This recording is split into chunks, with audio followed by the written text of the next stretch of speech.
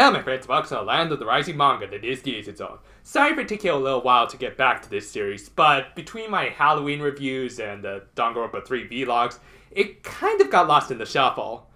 Then again, I could have also done this series as a part of my Halloween reviews, but nonetheless, let's just get right back into the Higurashi retrospective. While this series started off on the light and fluffy side of things, it quickly started to bare its literal fangs when Rena said her trademark phrase for the first time. Seriously, I didn't notice it at first, most likely because I was terrified, but this face makes it look like Rena suddenly develops fangs for some reason. A nice subtle touch with the whole Oni theme and everything, but still, what the hell. Anyway, things are only gonna get a lot more intense from here on out, so let's dive right into the second volume of the Abducted by Demons arc.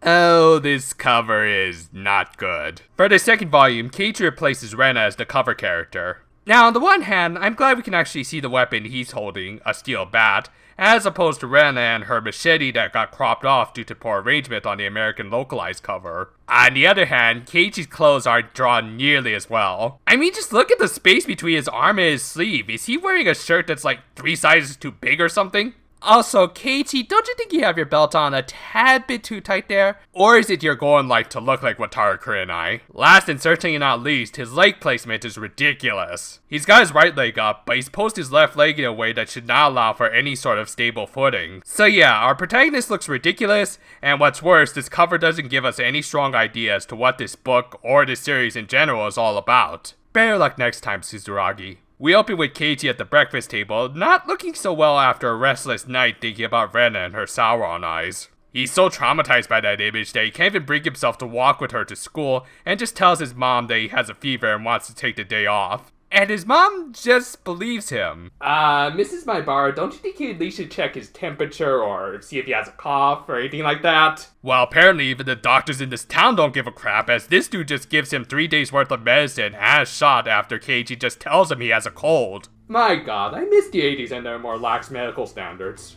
Also, why does this doctor have such a unique design? I'm sure he's not important, and we'll never see him again in this story. Anyway, while at the clinic, Keiichi learns that Takano was in fact a nurse there, and rumors about her being demoned away were already spreading. On his way home, Keiichi meets up with Oishi, who invites him to have a little talk at a family restaurant called Angel Mort. What the hell? Okay, I immediately retract that family restaurant thing because what in God's name are these girls wearing? These outfits are almost on Type Moon levels of blatantly fanservicey. Actually, I wouldn't be too surprised if Castor from Fate Extra was the one who designed these costumes. Anyway, Oishi starts telling Keiichi about some of his findings. For one thing, Hinamizawa was formerly known as Onigafuchi, which, as the convenient translation notes in the back of the manga says, translates out to Pit of Demons. That's a good name for a band, Gary. You should write that down. I will. According to the legend, demons would get together to capture their prey, a single hand-picked individual. It was within the village's tradition to not help or house the prey and just let the demons have their way with the poor bastard, much like how Tomitake had been singled out. The next thing Oishi says is rather odd to me. He tells Keiichi that all of his friends were very close with Satoshi, the boy who disappeared from the previous year's festival. And if at any point during the story he gets bored, Oishi will stop talking. Why would Keiichi get bored? You're talking about his friends possibly being involved in an abduction. If you just want to give Keiichi the option to stop the conversation, you could just say, we could stop at any point if you feel uncomfortable. I don't get why you have to go through this whole you might find this boring stitch unless you want Keiichi to imitate Mari-san. Oishi then goes through how each of his friends were connected with the victims who died during the festival. Mion got into scuffles with the construction crew from the first year. The married couple who fell off the cliff during the second year were in fact Satoko's parents. The priest and the wife from the third year were Rika's parents. And the housewife from the fifth year was Satoko's aunt, and Satoshi was her brother. Yeah, if you can't tell, Satoko went through a lot. And her story arc is a little more intense, but we'll cross that bridge when we need to. Just brace yourselves, folks. Oh boy. Keiichi at first believes this is all mere coincidence and even points out the fact that Rena wasn't connected with any of the victims. And while that was true, Oishi then revealed that she wasn't exactly all that innocent either, as she had actually been put under house arrest after doing stuff like, breaking every window at her previous school. Dang, the guys from Komai High wish they were this hardcore. So, are you actually good in a fight? Well, like I said, I've never been in a fight, so I wouldn't know. It's hard to say whether a track record like that is impressive. But yeah, she had been diagnosed with dysautonomia and was on medication.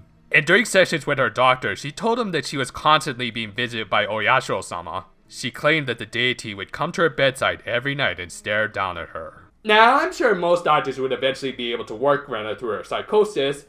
Too bad hers was some quack obsessed with hanging dead clowns in his office for some reason. Oh, you seem to possess a very active imagination.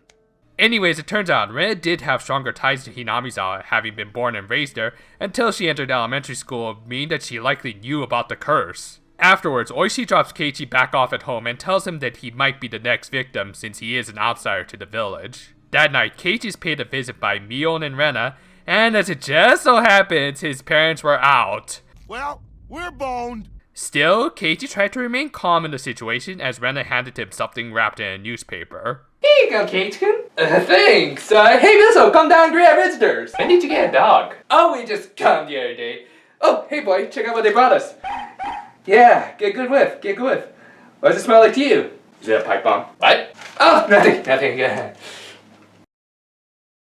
No, actually, it was ohagi, a Japanese confectionery made of sweet rice and azuki beans. Mion's grandmother had made most of them, but Mion and Rena had slipped in their own special ball. As a sort of little game, they wanted to see if Keiichi could figure out which one was theirs. The two were acting like their normal friendly selves and put Keiichi's mind at ease. That is until they whipped out the crazy eyes and asked him what he had for lunch. Don't worry, Keiichi, they're just making sure that you ate at KFC. After all, it is the one chain that is ruled by the colonel of this world! Though personally, I prefer Popeyes. No, they somehow knew that he had gone out to lunch with Oishi. And unfortunately for Keiichi, the two had been playing their Ace Attorney games as they were able to interrogate the hell out of the poor guy. Brace yourself, Keiichi, you only have one Psyche Lock left. And after 6 pages of those Sauron eyes, the girls leave while laughing maniacally and tell him not to skip school tomorrow. Keiichi rightfully starts to freak the hell out, to the point that he even starts censoring himself for no real reason. Yeah, for whatever reason, he couldn't bring himself to say words like kill in his own thoughts and just replace them with X's. I can kind of understand how this would work in the original Saw novels as a means of raising tension, but it doesn't quite work in manga form in my opinion. Still, apparently censoring his own words seemed to calm him down, and there's even this nice little shot of Keiichi that wouldn't look out of place in a shoujo manga. Seriously, between this and Keiichi's brooding look from the last volume, I'm starting to think Suzuragi's secret passion is to make shoujo manga. Anyway, Keiichi then decides to start eating the ohagi. He tries one that he guesses was made by Mion and Rena, and he tastes something unusual in it. They taste like burning. Yeah, there was a sewing needle in the little ball of rice. Keiichi at first tries to calmly approach this by figuring that maybe it was a little prank involving a sharp object that could have torn his esophagus a new one. Well, okay, Keiichi, just remain calm and approach this rationally. Or just throw the perfectly good confectionaries at the wall. And boy, I'm sure that wall covered in red bean paste isn't foreshadowing anything at all. Keiichi manages to get at least a little bit of sleep that night, albeit while experiencing his now daily night terrors. His mom greets him in the morning while also scolding him over being rough with his food. Lady, when your son is throwing rice balls at your wall hard enough to leave stains, I'm pretty sure that's more than him just being rough with his food and might involve some serious mental issues. Stop being an enabler! Anyway, in spite of everything, he finally ends up walking with Rena to school, and everything seems good, until she asks if he ate the ohagi. Yeah, one of them kind of tasted like a griffin scone, but other than that... Realizing that his life could be in serious danger, Keiichi takes steps in case worse comes to worse. He writes a secret message to Oishi and hides it behind a clock. Dear Oishi-san, in case anything should happen to me, please discreetly burn all the magazines hidden under my bed. Things unfortunately don't improve for Keiichi as the next day he's almost run over by a van. Now Keiichi, don't jump to conclusions just yet. After all, that was a Toyota. Maybe its brakes were faulty. Seriously, I got a bunch of phone calls from them recalling a car that I don't even own anymore.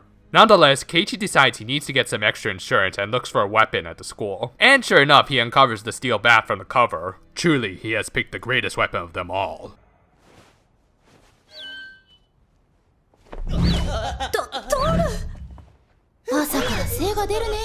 It's so good a weapon that someone actually tells him not to lose it, which turns out to be Rika. Huh, that's odd. When did she become a relevant character? Could I get any heavier foreshadowing? Later, Keichi encounters Rena, who understandably is a little bit intimidated by the guy who's acting like a crazier version of the Scout. More so because the bat he just so happens to be wielding belonged to Satoshi. Keiichi learns from her that much like himself, Satoshi started carrying around his bat everywhere and constantly practiced his swing and owning his swing.